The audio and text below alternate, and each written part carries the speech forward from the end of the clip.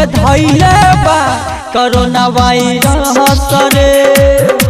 Kitchen वाली छौरी के धैले बा कोरोना वायरस रे। किचन वाली छौरी के धैले बा कोरोना वायरस रे। कोरोना वायरस रे। किचन वाली छौरी के धैले बा कोरोना वायरस रे।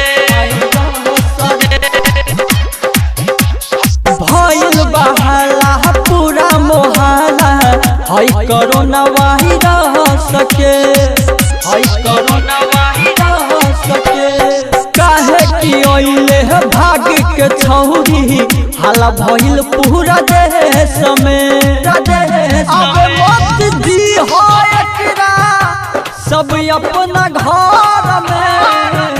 अब मत दी हो एकरा सब अपना घर में। किचन वाली छौरी के धैले बा कोरोना वायरस रे।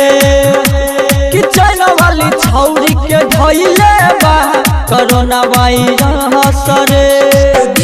किचन वाली छौरी के धैले बा कोरोना वायरस रे।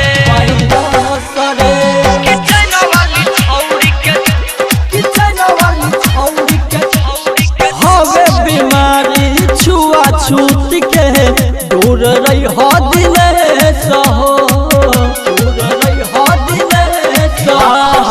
एकर जवानी झंडी हो गईले कहले नीतीश चंचल हो।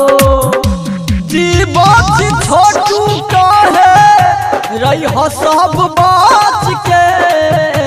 जीवत छोटू कहे रही हो सब बच के।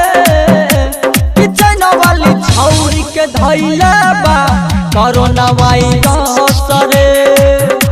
किचन वाली छौरी के धैले बा कोरोना वायरस रे। प्रेजेंटेड बाय मां कोसी रिकॉर्डिंग स्टूडियो निर्मली।